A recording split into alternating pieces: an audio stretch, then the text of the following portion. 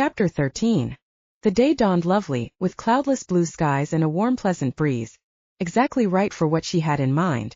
Dorinda glanced over at Roderick and wished he would relax and appreciate it. Unfortunately, he was too busy throttling her car's door handle and trying not to snarl at the traffic whizzing by them. He winced openly when Dorinda shot from lane to lane. "Far be it from me to instruct you in anything," he said tightly. "But shouldn't we be over there?" "Not in America. We drive on this side over here. See, everybody's doing it. More or less." "You're awfully chipper." "I'm happy. You should be too. We needed this. We needed to get out of the city." "You still haven't told me where we're going." "I told you last night, it's a surprise." His expression radiated wariness. "And that bag you needed to fetch from your shop, is that a surprise as well?" "It's part of it. Just settle back and enjoy the ride. It'll take us about an hour to get there." "An hour?" He eyed the flood of speeding cars and groaned aloud. "I should have just stood out in the yard and waited for the coyotes to find me." "I know, the Schuylkill Expressway does take some getting used to. It won't be like this all the way. Trust me, you're going to love this." His growled response came so softly she almost missed it. "I do trust you." "I know." She spoke just as softly. "Nothing's going to happen to the house. Big Alex has it under control." "What about us? Do you suppose he's got his wolves following us right now?" She hadn't considered that and said so. "Somehow I doubt it. No offense, but I guess he's more concerned with driving off the coyotes than making sure you and I are safe." "Just as well. I doubt even a leech could stick to you the way you're weaving in and out. I thought you trusted me. Anywhere but behind the wheel of a car.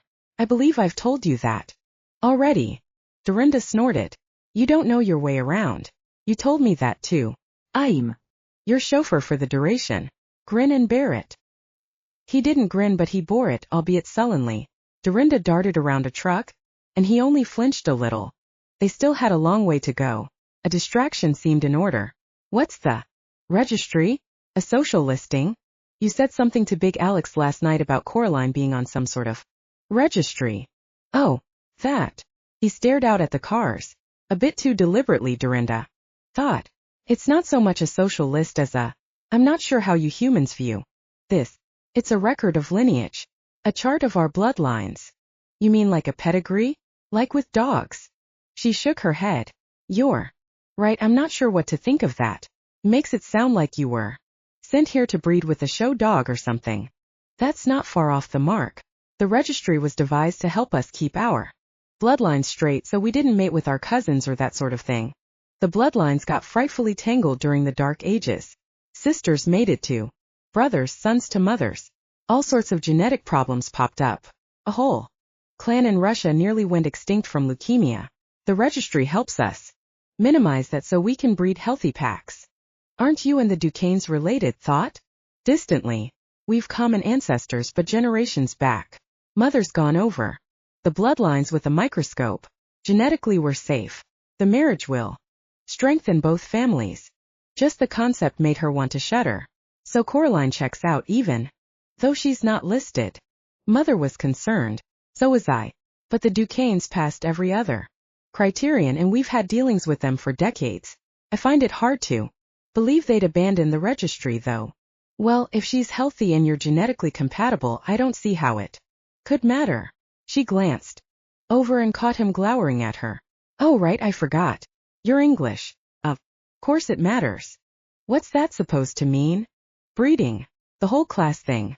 We unwashed masses over here take a looser view. Land of the free and all that." She grinned. "It must be driving you nuts, stuck with a mutt like me." He smiled back. "You have your charms." Dorinda flashed around an SUV. Roderick's smile vanished. "Driving isn't one of them. You can always get out." "It isn't that simple." "Sure it is. I'll pull over to the shoulder." "Not that." His tone was sharp enough to cut flesh. "Maybe you do things differently here in the land of the free, but in Europe we adhere to tradition. The selection of a suitable mate is vital because only the alphas breed. Only those who've proven themselves and have earned the right. It's up to us to ensure the health and continuation of the pack. And because we mate for life, we only get the one shot at it." Forgive my saying so, but that sounds awful. It leads to hard choices. Aunt Letty wanted pups. She could only get them by leaving the pack in mother's authority. Charlie tells me the packs are more lax here. The betas and sometimes lowers get to breed as long as they can support their pups. And you don't agree? We always fared best with smaller, more manageable numbers, easier to feed the young and conserve resources. Or need I point out what uncontrolled breeding has done to your species? Only if you want to be kicked out of a moving car. Suppose you and the mate they picked out for you don't like each other. It's not as if we have a wide selection. I just said our numbers are small. And the pool of alphas is smaller still. Sometimes it's a matter of take what you get. Coraline's comely enough. She's healthy, I assume she's intelligent. And her lineage is acceptable. As long as she cuts back on the perfume, I suppose we can make a go of it. How romantic. Ah, that's right. You want the fairy tale. The happy ending. So how do witches find their mates? Cast a spell or something. Only the desperate ones do that. The rest of us. She trailed off. She'd never been called on to explain this before, and found the words hard to come by. We're not really human, but not really part of the night. We're kind of in the middle. The magic sets us apart. Neither side fully trusts us, and both sides fear our power. It's why we tend to be solitary. Two witches together tends to devolve into a power struggle. Roderick nodded knowingly. What a lousy thing to have in common. It doesn't help that I'm saddled with this whole honesty thing. I touch someone and I know what's foremost in their mind. Either learn to control it, but have you ever wondered what your girlfriends were thinking? Not really, no. Right. You're a guy. Well, I'm a girl, and let me tell you, my curiosity has wrecked more relationships than, well, never mind. The Nightsiders all want to use me and mortals, ha. Tell a guy you're a witch and you can wave bye-bye. Then how did your mother wind up married to one? Mom had it easy.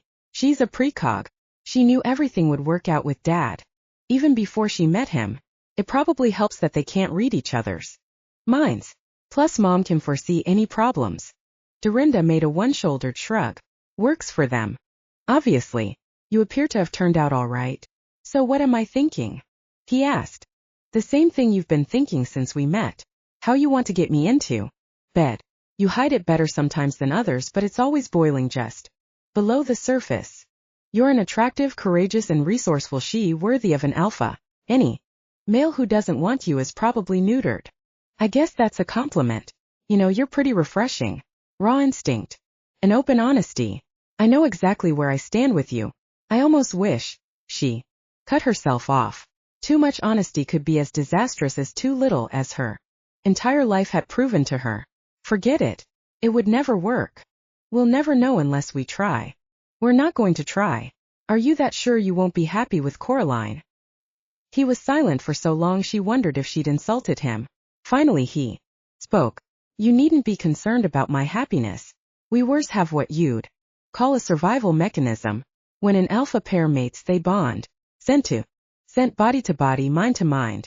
It allows the alpha pair to act as one in the ruling and protection of the pack. It only works between wers, not with other species.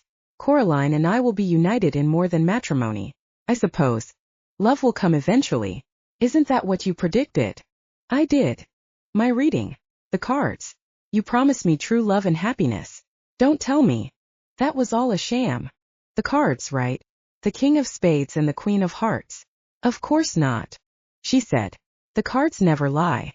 All right then, he said, and grabbed at the handle with both hands as Dorinda swept around a bus. This drive's taking bloody forever.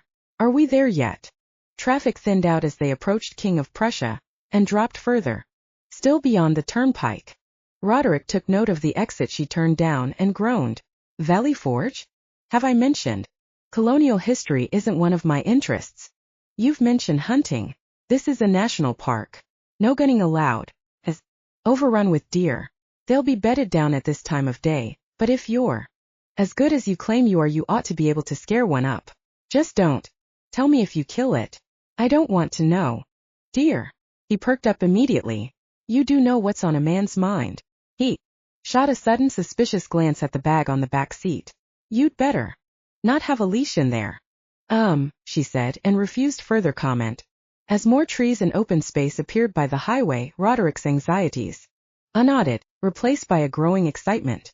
Dorinda headed for the parking area below the welcome center and found a spot close to the restrooms. She parked. She counted cars. Not jammed like it would be on a weekend in this weather, but still pretty well populated. They'd have to be careful.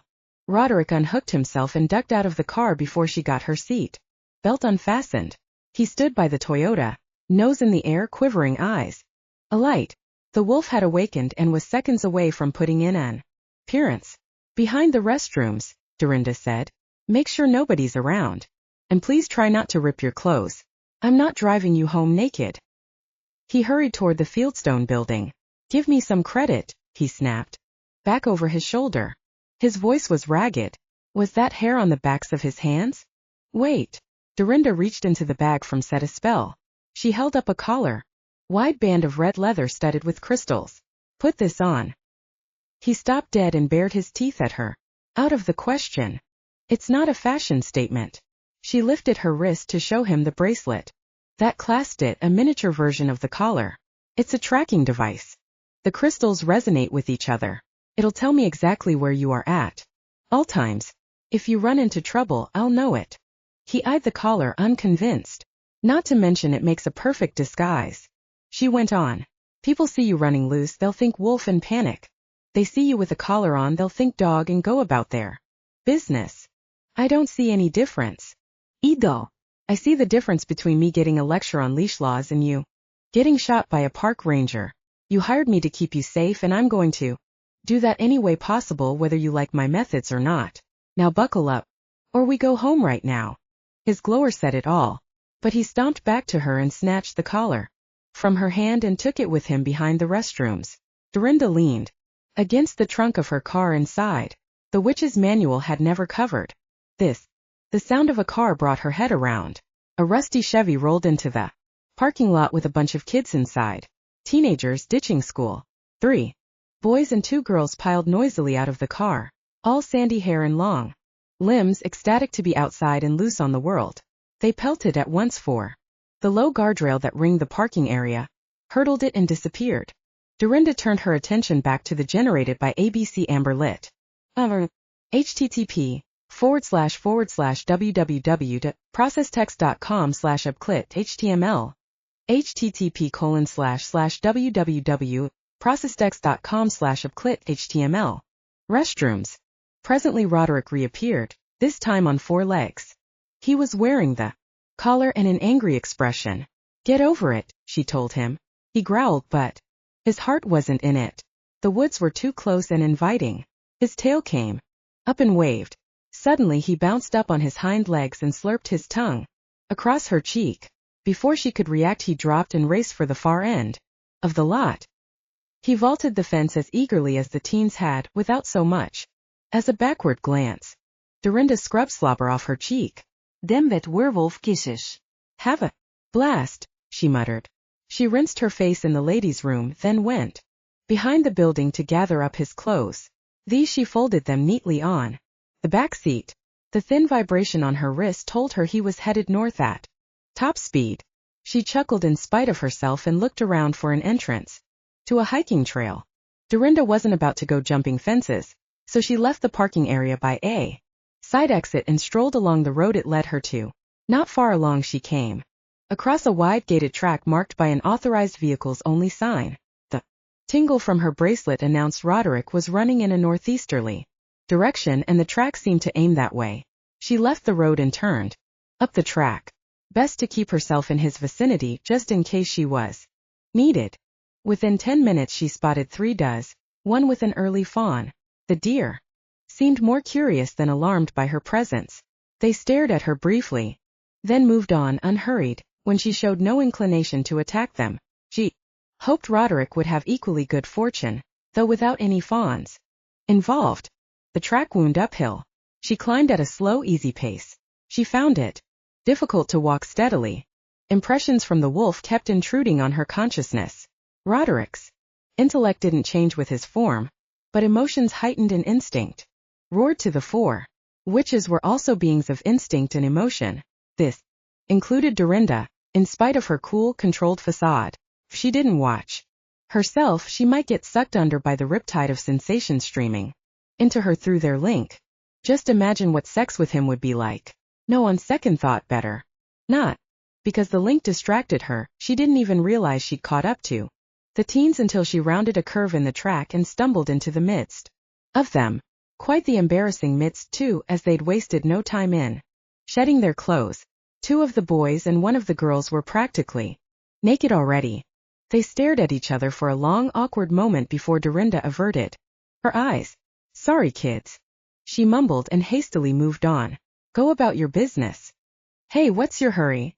The boy, still mostly dressed, thrust himself into her path. "Stick around. The fun's just starting." "Not my kind of fun. Anyway, I think I'm a little old for you." She tried to duck around him, but he kept jumping in front of her. That grin of his creeped her out. She lifted her hand slightly. Just tangle up his legs and be on her way, no biggie. Until she saw the charm around his neck and sensed the magic on it. She glanced at the others and discovered they all wore similar charms and similar grins.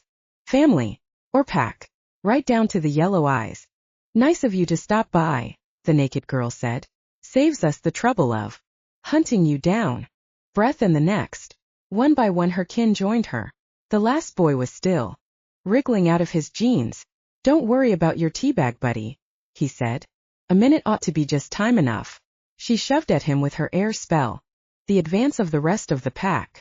They hit the wall of solid air, poked, and "I see you're catching on," the still human boy said as consternation dawned. But a fist would, and did, when delivered with all Dorinda's force into the with a feisty brother had its advantages. He lurched backward. She kicked his legs out from under him and got 3 long strides worth of head start before the pack leaped after her. "'Kay, now what?" She'd never outrun them. She flashed her frantic gaze across. See her. If only she knew a flight spell. Where was Perry's pixie dust when you and Roderick? If the coyotes got her, what would happen to Roderick? The pack swarmed over her. She thickened the air around her into a shield. Slowed but didn't stop them. The charms that hung from their furry necks bunch blurred back to human. The boy pinned her arms to the earth. He glared down at her. His nose was bleeding. "No biting," he ordered his pack. "This." Silence. Toes dug into the dirt, gazes slid aside. "Come on," the boy said. "That in my mouth." "Well, did you?" Dorinda said. "How about you let me go? We can do it again another time when you're better prepared. At least tell me why you want Roderick dead. Or me for that." "For." "Come on," he said to his cohorts. "Somebody has to have some ideas here." "Yeah," his brother piped up hopefully. "There's a river maybe a mile too. Next to a road and a hiking trail, where any passing monkey could see us." Dorinda's captor said. "Here. Anybody." Dorinda had a good idea and her breath back. She used it in the banshee scream. The boy was knocked right off her chest. The others reeled back, hands clapped to their ears, adding their shrieks to hers. She scrambled up and made a desperate dash for the break. A field lay beyond sight of Route 23 and the walking path, with its bikers and joggers and drivers. At Roderick, "Stay away, stay away." She'd almost reached the break when a coyote tripped her up, jumped on top. Quarter-sized amulet on a brass chain. A thread of dark crimson hair had been braided through the chain. Worse, jaws in her hair. He must have gotten strands of it tangled in his teeth. Any halfway talented which could whip up individualized counterspells with something as personal as hair. But it was worth a try. Mouth. She bit down as hard as she could. The were yanked its paw free and rolled away with a series of alternating yelps and crude coyote curses. Small victory. The rest of the pack swarmed over her. Stall them, she thought. One of the coyote girls had gone human to suck on her bitten hand. Suddenly. "Hey, I got an idea."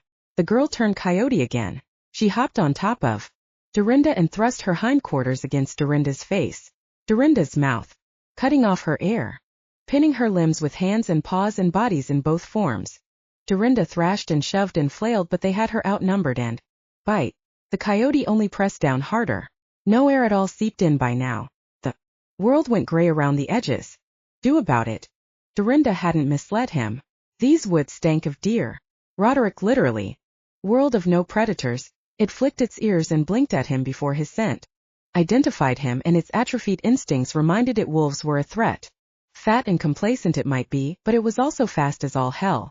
It led him on a zigzag chase through the trees, out of the trees, and across a segment of. He got close enough to snap at its haunches and had to dodge flying rear. Oofs. Like and love it how he'd missed this. The hunt, the chase, the promise of a fresh steaming kill. This was what made being a were the most wonderful thing in the world. Didn't mean he couldn't indulge in a spot of fun. The buck put on a burst of speed and left him in its dust. He slowed to a lope, then a trot, then at last to a stop, panting heavily. Bugger, he was out. More. He'd be scrawny as one of those bloody coyotes if he had to rely on that. Make kissy noises. Roderick trotted into the trees. Back in the woods he scared up a rabbit. He lunged for it. His jaws closed over its spine and snapped shut before his brain caught up with the action. Wolf, master of the forest, bane of the weak, reveling in the kill.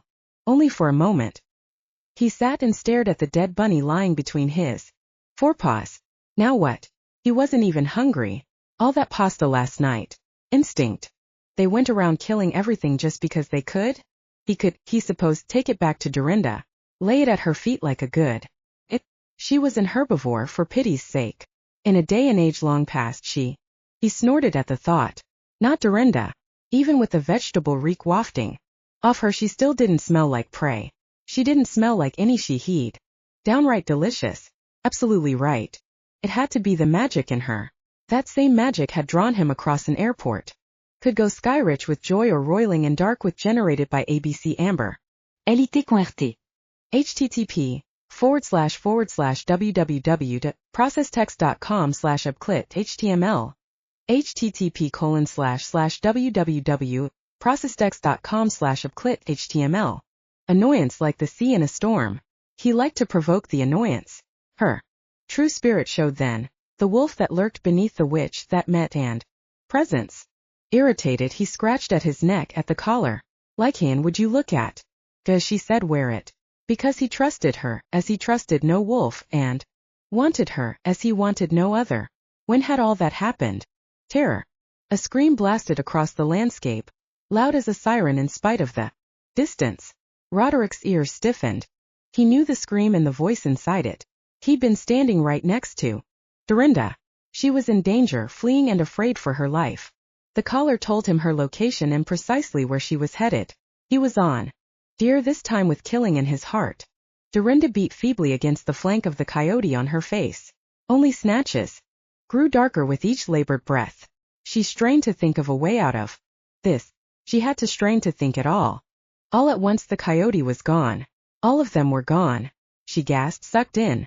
The rushing in her ears gave way to yips and yelps and the roar of some. She forced herself up on her elbows. The pack had dropped from 5 to 3. As she watched, another abandoned its fellows and ran for its life, driven off. Everywhere at once. Dazed brain finally identified it as one of their spell-busting charms. The charm's owner screamed. Dorinda smelled blood in the air. The coyote abruptly went human. Blood streamed from a bite on his arm. He aimed a kick at Roderick's muzzle, then leaped clean over Dorinda and plunged. That left the last coyote. It lay on the ground in classic canine submission. Went up on his hind legs and blurred. Roderick dug his fingers into the coyote's ruff, not gently, and hauled it up. Its legs dangled over the track. He ripped the charm from the worst's neck and flung it into the brush. Now bitch, he snarled. Let's have a chat. The coyote writhed in his grip. It snapped at his hands. When neither worked, it tried whining. When that didn't work either, it shifted form. The naked. You, she simpered. Hit you? Of course not. He closed his hand around her throat and squeezed. No qualms about snapping your neck. Now why are you trying to kill us? Her eyes bugged. Her face was turning purple. She tore at his hand with her nails. Roderick eased up without letting her go. She hauled in a breath and paid? To kill us. The girl nodded frantically. By whom? Dunno. Roderick started to squeeze. I don't. We got your names and a wad of cash. That's it. She grimaced. We don't have leaders. Pack leaders are agents of the oppression. She spotted his collar, and her grimace grew teeth. Only dogs. Roderick brutally closed his hand. Perhaps I'll take off your nose. Or a few. The coyote girl yelped something. I'm sorry, I didn't quite catch that. Alfie. It's Alfie. He makes the deals. Some relative of his wants the wolves. Nobody knows. But he's paying good money for it. By now Dorinda had regained her feet. It scared her how long that action seemed to take, and how her legs trembled as if all the strength had spilled. Captive, and she made the steps look steady. The coyote girl tried to cringe away from her, but couldn't avoid the hand Dorinda placed on her forehead. She's telling the truth, Dorinda said shortly. What she said is all she knows. It's a living. She whined placatingly. No hard feelings, huh? Well, I'm all for killing her, Roderick said. I suppose that goes against your witchy principles. Reluctantly, Dorinda nodded. You're just lucky, she told the coyote. You aren't the one who had her but on my face. Roderick thrust the girl away. She hit the ground, rolled, and came up coyote. She dove through the brush and disappeared. Scarcely had the noise of the coyote's flight faded than another ruckus. Have found someone, Roderick said. The bastard's probably telling them all about the people who attacked him in the woods. Time to go. He scooped her up in his arms and set off at a ground-eating trot. First, Dorinda was too surprised to speak. What did he think she was, some fainting? No. Put me down. I can walk. I don't care. You're not going to. Now stop wriggling, or must I bite? Asshole, she muttered, but stopped struggling. Her muscles seemed to go limp of their own volition, and she let her head rest against his chest.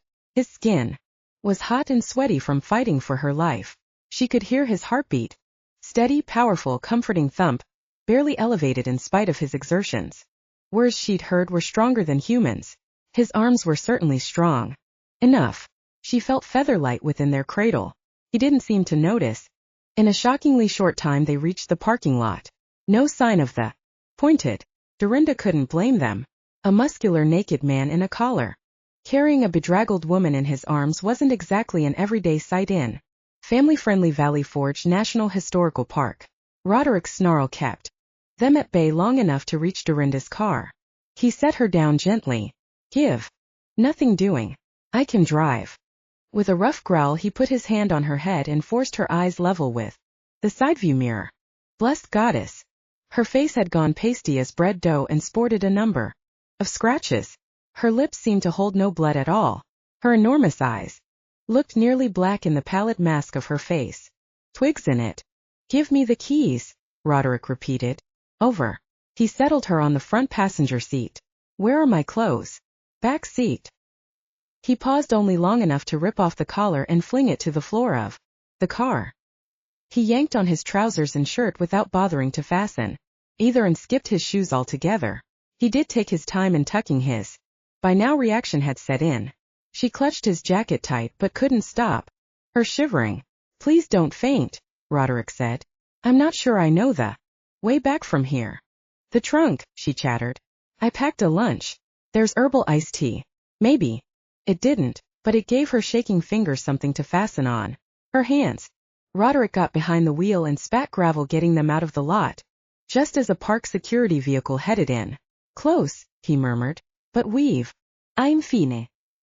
She could tell he didn't buy it, but he didn't press the matter. Of course. You are. How do I get out of here? She guided him back to the highway. How did they find us? She kept repeating. How did they know?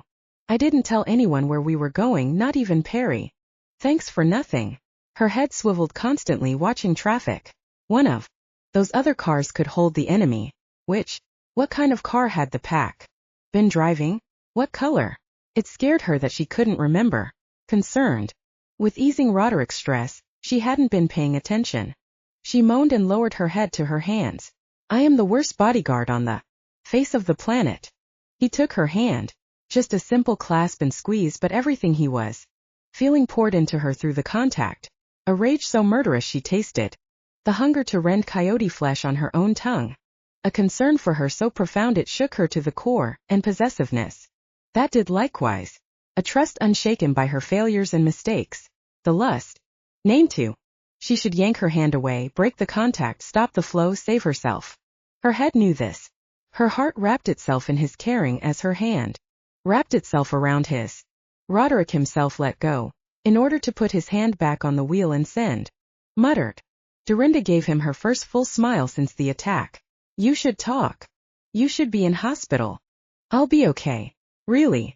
Her shivers had gone inward, and had nothing to do with the coyote incident. Chapter 14. They made it home in record time and in one piece. Roderick made only one wrong turn down the wrong way on Girard Avenue into West Fairmount Park. Dorinda didn't want to be reminded of the Duquesnes just now. She got them turned around and back to the Meadows side of the school kill. Two of Big Alex's guards lounged in the yard. Their ears pricked when Roderick got out of the car, but they didn't rise to their feet until Dorinda emerged. They lowered their heads and started forward. Roderick's sharp bark warned them off. He hustled Dorinda into the house and locked the door behind them. Inside he tried to pick her up again. This time she resisted. I'm not an invalid, she snapped. I'm just a little shaky. Who wouldn't be? That bitch tried to smother me with her butt. Roderick let her go. If you say so. Just a word of warning. Your scent's reeking like a sick herbivore's.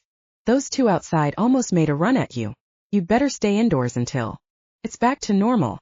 For your own safety. Again with the werewolf instinctual predator crap. And what about you? Do you want to take a shot at me too? Is that an invitation? Oh, leave me alone. She thrust him away and stomped up the stairs. By the time she reached the upstairs hall she was practically running. She slammed into the bathroom, tore off her clothes, flung them into the corner and climbed into the shower. The water helped. It blasted her skin and melted the chilly lump inside her. It rinsed the stink of coyote off her flesh. Best of all, it sluiced away the worst of her humiliation. She turned her face up to the spray and let it wash away the tears that burned her eyes even hotter than the water. She was a witch, hecate damn it. Powerful, strong, self-reliant, dependent on no man or woman. Yet a bunch of coyote teenagers had flicked aside her defenses and come within a heartbeat of killing her. Her magic, the foundation of her strength and confidence, had failed her. If not for Roderick. She shut off the water and stood dripping. This time she shivered with an anger that would do a werewolf proud. Enough with the victim thinking. Whoever had ordered these attacks would face the wrath of the witch. Dorinda didn't step out of the shower until she was certain she had herself at least outwardly under control again. Her clothes remained in a heap in the corner. She couldn't bring herself to touch them, not with the rips and the musky stench and the wiry buff and gray coyote hairs all over them. She selected a towel instead, wrapped it about her and reached for the knob. Roderick stood right outside the door. Dorinda hopped back a step. I wish you'd stop doing that. I thought you could use this. He handed her a fluffy blue bathrobe. It smells like it was Lorraine's. Lorraine must be a roomy girl. The robe, which fell to Dorinda's shins, practically swallowed her. Lorraine's the married one, right? From New Jersey? And she still has clothing here? Doesn't your aunt ever throw anything out? Rarely, Roderick confirmed. No telling when a pup will pop in for a stay. Aunt Letty likes to be prepared. Good luck for the both of us, eh? He'd changed his clothes to another of Charlie's plaid shirt and tight jeans combos. He cast a dismissive look at the remains of her outfit. I'll see. Those get a proper burial. Or cremation if you prefer. I'm sorry, she said. I shouldn't have snapped at you. I was oh hell. I should have been more alert. I shouldn't have to be rescued. I thought I was stronger than this. It does leave a bitter taste in one's mouth. He pressed closer to her side. But gingerly. Even without contact she felt his dilemma torn between his obvious need to comfort her and his awareness of her no-touch policy. We all think we're more capable than we turn out to be. Welcome to the club. Crap. Here she stood whining over her shortcomings while he'd had his alpha pride battered for days, helpless to the point of having to depend on a witch to save his hide. To hell with it. She wrapped her arms around his waist and hugged him close. His surprise lasted barely a second before he responded to her embrace, returning warmth for warmth. She wasn't indestructible. He wasn't in control. But together they could be stronger than either was alone. Together they could see each other through this. Green, she said abruptly. They had a green car. I don't remember the make. I just wish I knew how they found us. I think I can answer that. He dug in his pocket and came up with a small milky crystal which he handed to her. She blinked at it, missing the connection. Did this come off your collar? No, it came off your car. I wondered myself how they followed us, so I talked to Big Alex's boys. I figured they'd have more experience in this sort of thing. They found it fixed to your car's undercarriage. What did you call it? A tracking device. Dorinda let the crystal warm in her palm, then closed her fingers over it. Carried a definite vibe of directional magic, like a mystic GPS. All this time, she'd been so careful to ward and sweep the house. Checking her own car for bugs had never occurred to her. Her arrogance had nearly cost them both. They also found and ate your picnic lunch, Roderick added. I'm sorry. I'm sure it was delicious. Screw the lunch. She hurled the crystal into the toilet. Let the coyotes track that. I've had it with this being hunted crap. I want to hunt for a change. Now you're thinking like a wolf. He clasped her to him in a rough hug. I don't know what I'd do without you. His words brought back all her misgivings. His feelings for her were becoming more powerful, harder to resist. Worse yet, hers had begun to echo them, and that just couldn't be. She had to put an end to this. In just another minute, she pressed her cheek against his shirt. His scent had already supplanted Charlie's on the fabric. How long before it did the same to her own? Alphas demanded submission from their followers, and witches didn't do submission at all. Gently but determinedly she loosened her hold and eased herself out of his embrace. Have you called Coraline? She must have heard about this by now. I'm sure she'll want to know that you're all right. Coraline. He cocked his head at her, puzzled. What's she got to do with this? She's your future wife. Have you even spoken to her since the dinner party? We're getting married in roughly 5 days. We'll have the rest of our lives to talk to each other. Why are you so concerned with her all of a sudden? It seems to me one of us should be, and I shouldn't be the one. I'm only here to look out for your safety. Is this some kind of human thing? That monthly heat cycle I've heard about? No. It's me getting back on track so you can stop looking over your shoulder. She made her voice brisk, businessy. Never mind that her insides were shriveling up. She needed to look at something other than him, so she picked the toilet. It made a nice metaphor for her current emotional turmoil. I don't think I would have gotten anything from that crystal anyway. They've made a point of keeping their magic untraceable. Maybe they left some other clue on the car. I should talk to our guards. How's my scent? Confusing, Roderick growled, but unmistakably blunt. Perhaps I will make a call or two. Good luck with your hunt. He stormed off down the hall. Dorinda hugged the oversized robe to her body and willed it to still her inner trembling. Yeah, she muttered to herself. Good luck with that. Dorinda spoke briefly with the wolves outside. Her Toyota was officially dead-end as far as leads were concerned. If there'd been anything else on her car, even a hair or a whiff of odor, they would have found it and reported it. Big Alex's employees were nothing if not thorough. If she and Roderick were to survive these assaults, she would have to become the same. She spent the rest of the afternoon warding her room. For a long time she stared at the vial of dark yellow powder. The nerve-searing ward was a definite harm-doer. Why not? They tried to kill her. They tried to kill Roderick more than once. The rage that welled up at the second thought far surpassed that for the first. That realization cleared her mind in a snap. What was she thinking? That was the witch's injured pride talking. Those dark thoughts veered too far from the light. She'd been hanging around wolves too much. In the end she picked the simple shock/alarm. It wouldn't keep out a determined assailant, but it would make them think twice. While she was treating the windowsill, she looked out and noticed the yellow wolf prowling around the garden again. She hadn't seen it when she'd gone out to talk to the other two.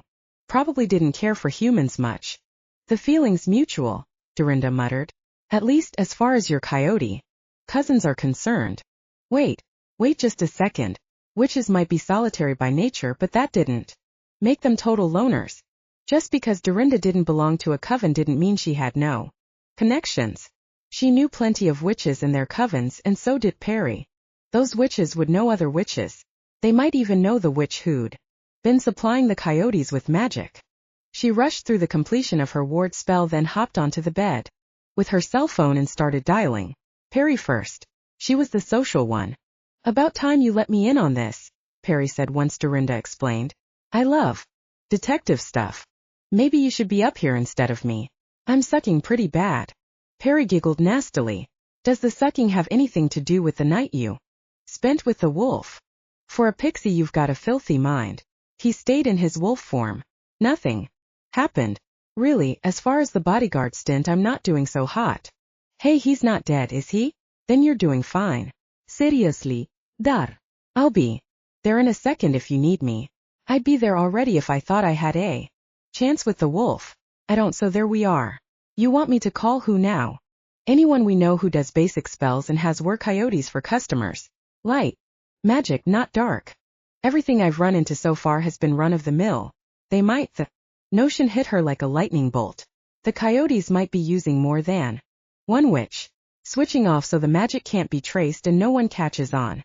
No light which would do anyone deliberate harm. She thought of her hair, braided into the charms, and shivered. Whoa, that's good. I thought you said you weren't a detective. No, I said I wasn't a bodyguard. How do you know you don't have a chance with Roderick? He'd jump anything female. Because I shook his hand. He isn't meant for me. He's meant for somebody as pig-headed, opinionated, and stuffed full of their own ego as he is. That could be Coraline. I don't really know her, but who's Coraline? Oh well. You'll work it out eventually. I'll start making calls. I'll have June call, too, when she comes in. Maybe it'll keep her from breaking stuff. After Perry hung up, Dorinda called every witch listed in the address book she carried at the bottom of her bag. Most lived in Philadelphia, but she also had the number for June's coven in Camden. The coyotes use Jersey muscle, why not? A Jersey witch? 2 of the addresses were located in Germantown.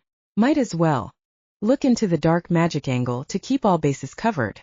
She just wrapped up her 8th fruitless call when she became aware of a ruckus downstairs, shouts interspersed with snarls and harsh barking. Dorinda slipped off the bed and cautiously tiptoed to the door to open it a crack. From the sound of things, somebody was ripping someone a new one, and from the voice she determined the ripper was Roderick. The same curiosity that had wrecked too many of her relationships urged her out of her room and down the stairs. She winced at a particularly vicious oath, and felt a twinge of pity for whoever had been on the receiving end. To her surprise, she found the parlor empty. The snarls ended on a roar with teeth in it. That was followed by the crack of a phone being slammed into its cradle hard enough to break both. Roderick practically lunged out of the kitchen. He'd nearly reached the door before he noticed her. He skidded to a stop. The look on his face made her recoil. Hair sprouted tentatively on his face and the backs of his hands. He pulled back his lips, showing fangs. Heard that, did you? Mother. His tone opened and closed the subject with that single word. I also called the Duquesnes. Coraline wasn't in, but I left a message. I'm sure you'll be pleased to know that. Are you all right? Is there anything I can do? Not at the moment. You've done quite enough. He yanked the door open but paused at the threshold. She could see his nose working. You're frightened. Surprised. Worried maybe. Not frightened. You're frightened of me. He straightened, rising from wolf crouch to man. Upright. The stubble on his cheeks and hands receded. Do I truly look that horrible? Dorinda nodded. It's a little disturbing. Talking to Mother always brings out the worst in me. He let the door fall shut. I don't ever want you to fear me, not for any reason. Roderick, it's okay. I see a lot worse than you on a nightly basis. But you don't see it from me.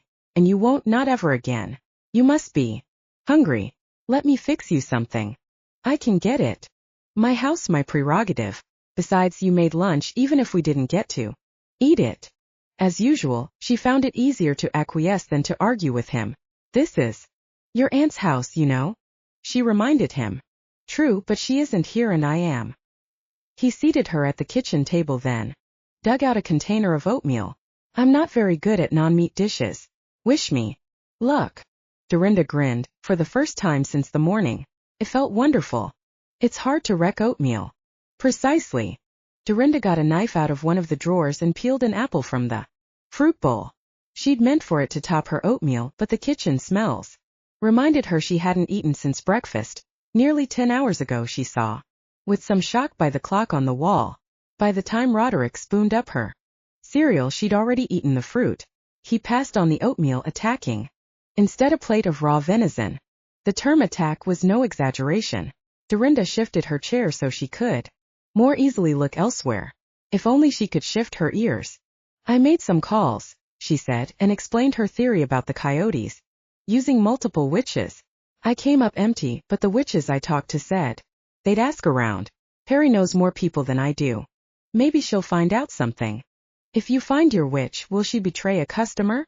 She won't stand by while her magics are used to attack another witch. We may not run in packs, but we watch out for each other. That sounds precisely like a pack. But then, he added ruefully, my pack's rather fallen down on the job of late. I was hoping you wouldn't bring that up.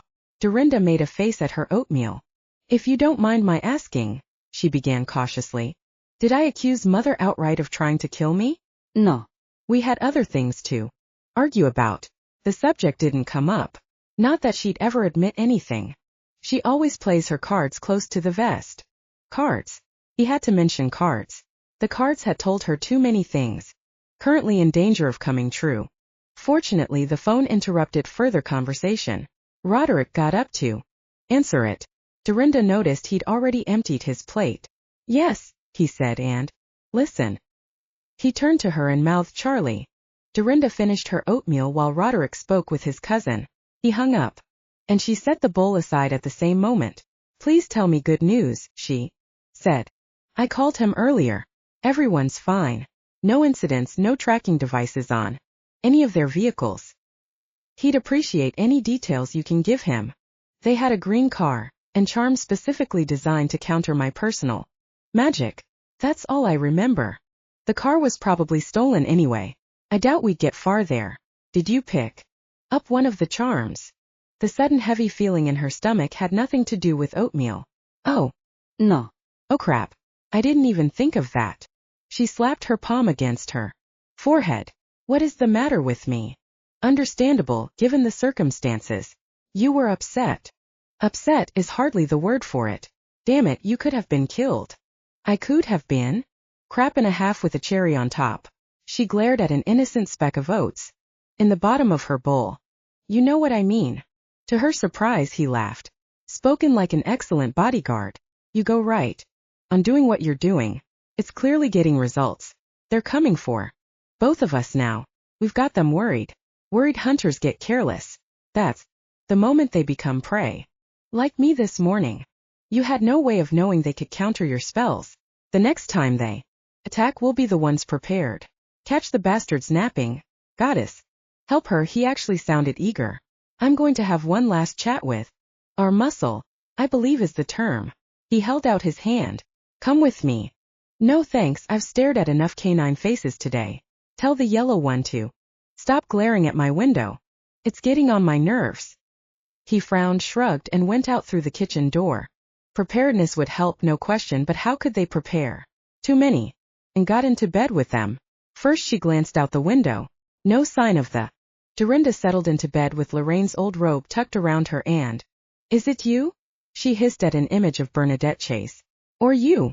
She asked. It can't be about money or rank. You've got that already. Who benefits most? Bernadette, around Roderick's current age. The strong-featured, gray-maned. Matter. It burned in the eyes of both Chases. These wolves would not, could. And neither could she. The door opened a crack, and Roderick stuck his foot in. The wards sparked and snapped. Roderick yelled and yanked his foot back. The door swung all the way. Coraline. Are we clear? Relatives wanting the wolves dead. If it's another coyote, then he knows a bit. I'm not saying anything yet. I just want a closer look at your family. The registry, for pity's sake. We breed true to the blood. We don't mingle. She eyed him sharply. Ever what? Who, Dr. Clark? He's a regular customer. Her mouth quirked. And he's got a leeches, Roderick growled. Their reputation as spectacular lovers is. Been with one, have you? So you are keen on bats. About. No, it wasn't. I don't know how we keep getting into these conversations. You do okay. For the record, no, I'm not into vampires. I like taking walks. Mixed marriage myself, I have nothing against it. Within reason, that is. For. Just wouldn't go away. She wanted him beside her. Heckity help her, she wanted. He jumped up at once and began to strip. You're not watching, are you? He shifted form before the last item of clothing hit the floor. The wolf. Years ago. Dorinda zeroed in at once on the stout but pretty wolf seated at A. Roderick leaned in. His ears tipped forward. He whuffed a question. In fact, oh my goodness, look at this. She put her finger on the image of. So Big Alex was a skinny kid once. Who would have thought? She noticed his. They looked at a number of photos together. Finally Roderick yawned and put his head down on his paws. Presently he began to snore. Taking advantage of it, she squinted at the wolves at the head of the line. Unless she was mistaken, that was Ellis Duquesne with beta brother Albert at. Mated when the picture was taken. Upstate New York, the Grand Canyon. She found the Duquesne brothers again in a photo with Potter County, 1977 written beneath it in Letty's neat, rounded. Albert to be the wolf with the serious expression seated at Ellis's side. None. So how had coyotes gotten involved? Where was the connection? Who was the coyote relative who wanted the wolves destroyed? The sack, she murmured. Roderick twitched an ear but didn't wake. She withdrew her hand. You never tame the wolf or the witch. No sensible. Chapter 15. Dorinda eased out of a deep, thick sleep to the song of a single bird, determinately announcing his lordship over a tree outside her window. The sun on the floor slanted at a late morning angle. So much for calling Dr. Clark. She yawned and tried to sit up. Her body encountered resistance. Her mouth stayed open, then shut with a snap, all thoughts of sunlight forgotten. Where the wolf had gone to sleep the night before, a very naked Roderick now lay beside her. He must have shifted form in his sleep. He'd shifted position as well, from a ball to stretched out along her length, one leg atop hers, one heavy arm flung across her torso. Every now and then he breathed a gentle snore. His hands and legs twitched like a dog's in sleep, as if he chased prey in his dreams. Dorinda smiled in spite of herself. She couldn't help it any more than she could stop her hand from reaching out to touch his ebony hair. Its texture was smoother than the wolf's pelt, but just as thick, and invited caresses. Touching him was like eating chocolate. Once she got started, she couldn't quit. She slid her hand off his hair down to his shoulders, then along the arm that had captured her. When she reached his hand, she lifted it to her lips and whispered kisses on his fingertips one by one. He murmured in his sleep. Carefully Dorinda eased his arm off her body and worked her leg out from under his.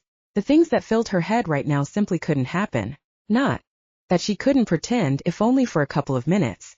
But fantasy was all it could remain. She gave his hair a final affectionate pat. Oh, what the hell? Fairy tales as well as chocolate were her biggest weaknesses. She leaned over and brushed a kiss across his lightly parted lips. Roderick opened his eyes. He came awake and alert in a second, like any wild animal. She snatched her hand back far too late. He bared his teeth in a feral smile. He knew what she'd been up to. Good morning, he said. Feeling much better, I see. It's late.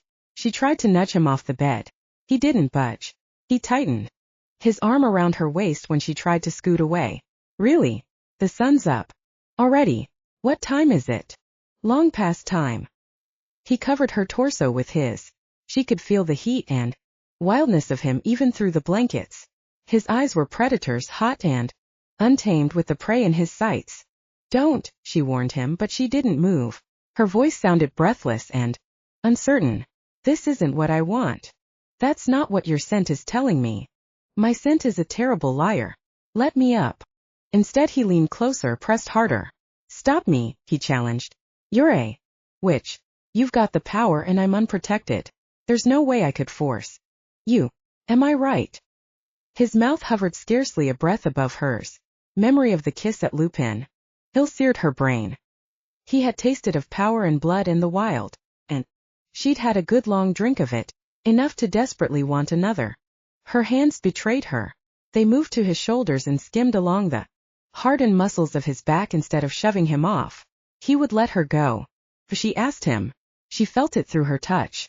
Her lips parted, but the feeble protest she'd meant to deliver never made it to air. Roderick grinned. His canines, thicker than a human's, glinted in the shafts of sunlight. That's what I thought, he said, and kissed her. Pure wolf. No finesse. He simply dove in for the kill. His mouth on hers was Everything she remembered and then some. She moaned against it and sent her tongue on an exploratory expedition. It met his halfway and they traded extensive notes. He tasted like hot blood and hotter flesh and long panting. Lopez in the moonlight. It made her want to bury her teeth in something that wasn't a vegetable. She nibbled at his lower lip and won his rough growl in response. Done with her mouth, he moved on to her throat.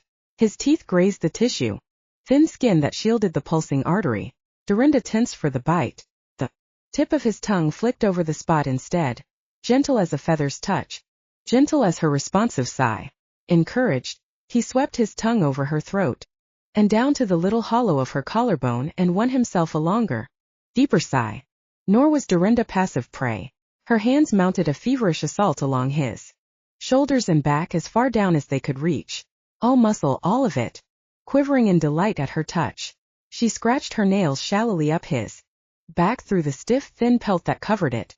His answering moan had a growl in it. The moan lowered in pitch when she hauled his mouth back to hers again, vibrating against her lips. He'd reached the extent of the flesh exposed to him. He slid the blanket lower and parted her robe until her breasts were bare. Last chance, he offered. You want to stop me, now would be the time. Her fingers fisted in his hair. You're still an asshole, she murmured. Granted. He lowered his tongue to her throat, then down to her breast to lap her left nipple. Dorinda gasped. His tongue was rougher than a human's, and far more flexible. Heat exploded in her belly and rushed at once down to the center of her. She abruptly wanted that rough tongue down there, not messing around with her breast, delicious though that felt. Don't, she managed and lost all words and all resistance in a moan. On the edge of betraying all she believed in, she fell before the power of the wolf. What? Don't stop? All right.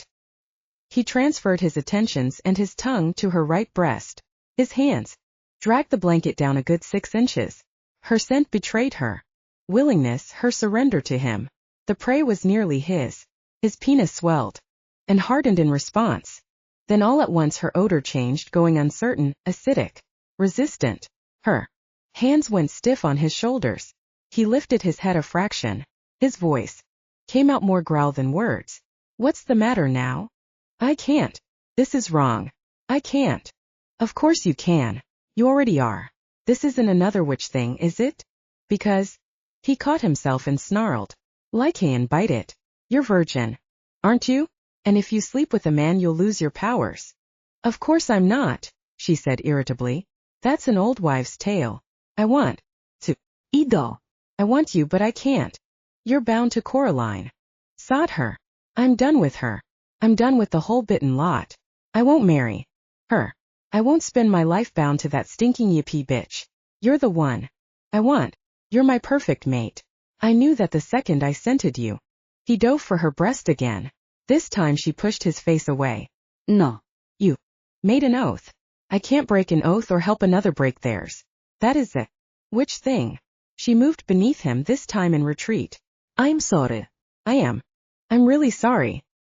He planted his hips atop hers and his hands on her shoulders, pinning her to the bed. Oh no you don't. You've been waving your come get me odor in my nose for days. Well here I am. We're going to satisfy the hell out of each other, and no stupid monkey oath is going to get in the W. Her body stiffened. Her eyes went dark as a summer sky before the lightning hits. He sensed her forces gathering. Oh bloody hell, he said. She blasted him across the room. Could have been worse. He could have gone through the wall, not just into. She hadn't slammed him as hard as she could have. She must still harbor some affection for him. Tell that to his back. He massaged it while he squinted through the bright red and white slashes that streaked his vision.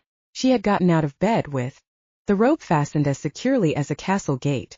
Her face was dead white, her huge eyes blinking rapidly as if against tears. Get out. Are you daft? You just threw me into a wall. I can barely move. She lifted her hand. The air thickened. Find the strength. He clawed a handhold on the dresser and levered himself erect with a lot of groans that weren't entirely fake. He risked a peek at her. No sympathy in those eyes. The pain though startled him. She did harbor affection for him and he'd gone and thoroughly squelched it. I didn't mean to. I know what you meant to do. Get the hell out of my room. The alpha wolf raised his territorial head. Who was this uppity she to order him around? This is my house. And I'm leaving it. I quit. Big Alex's boys can watch over you. I'll leave. The wards on the rooms. They'll last at least a week.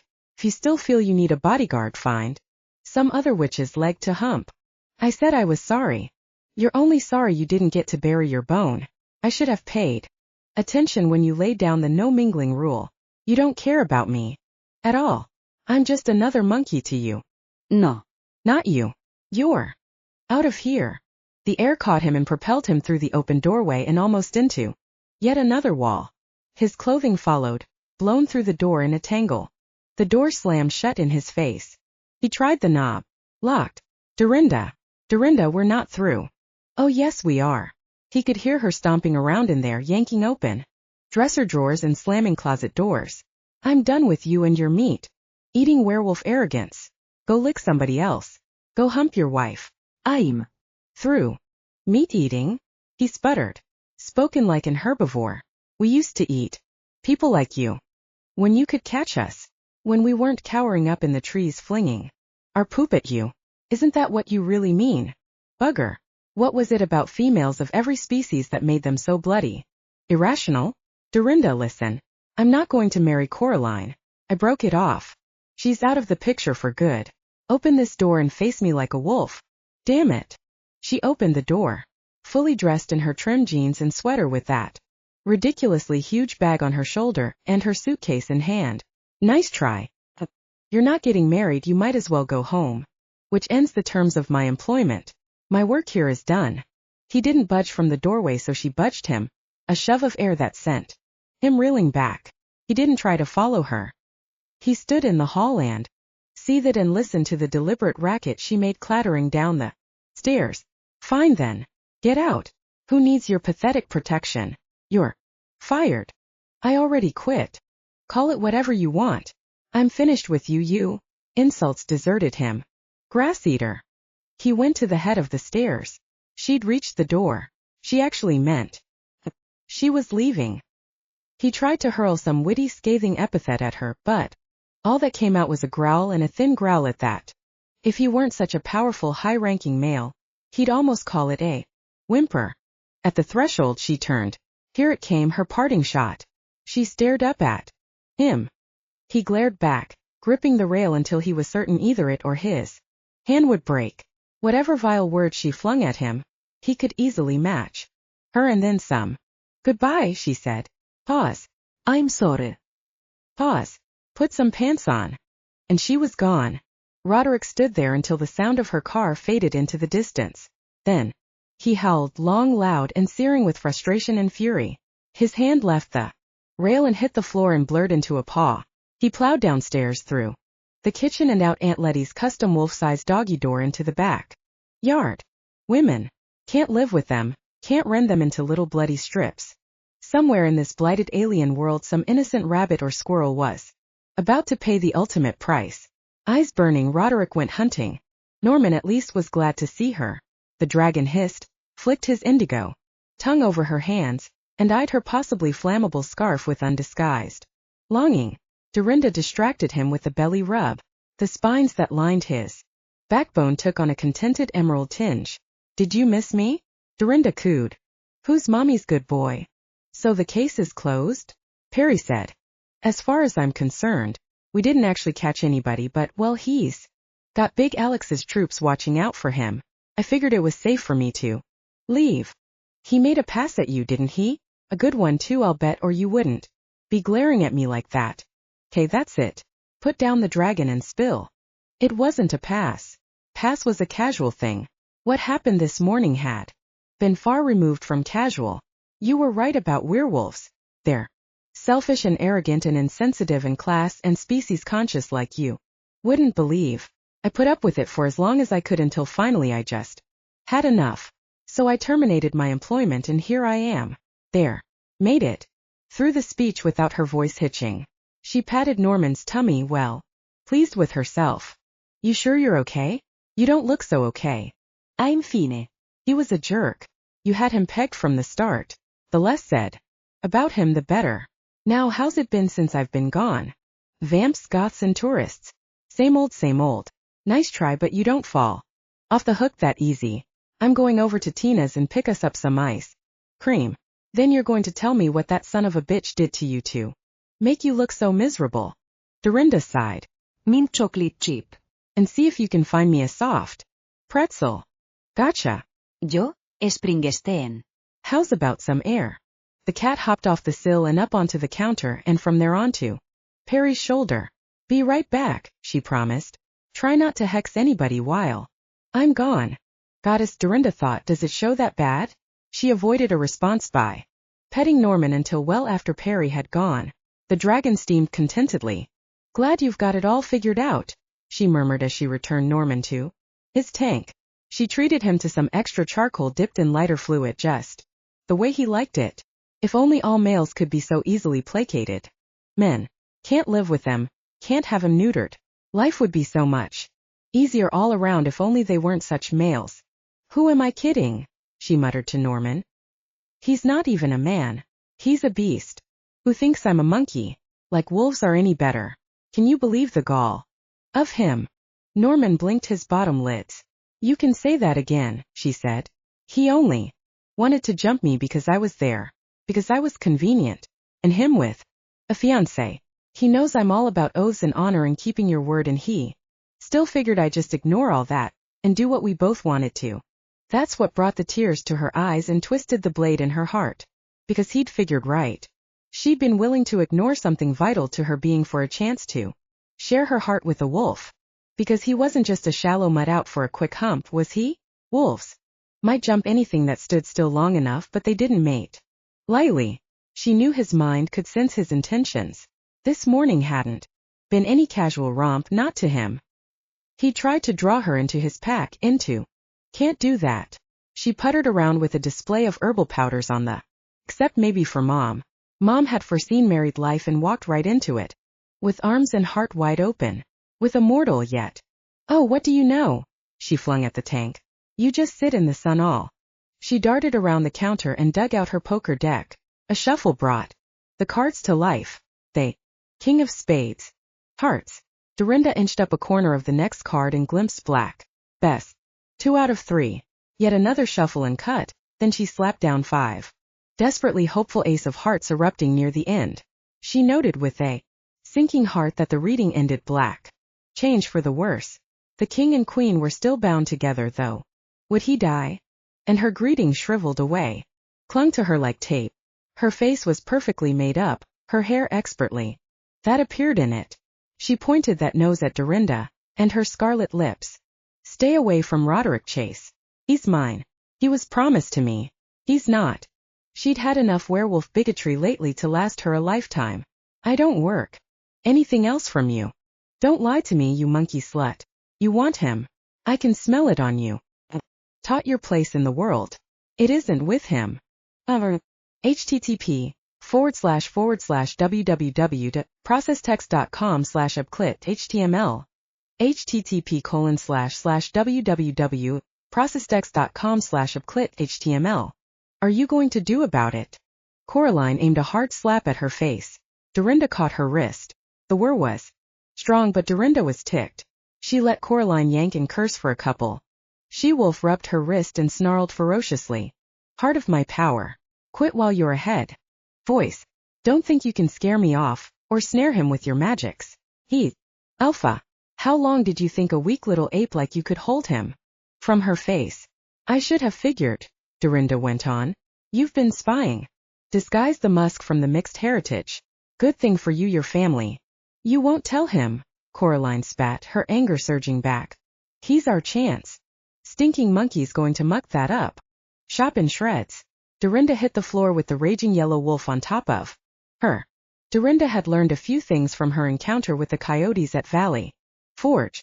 She grabbed the she-wolf by the ruff and just barely managed to stopped her attack long enough for Dorinda to thicken the air and fling her off.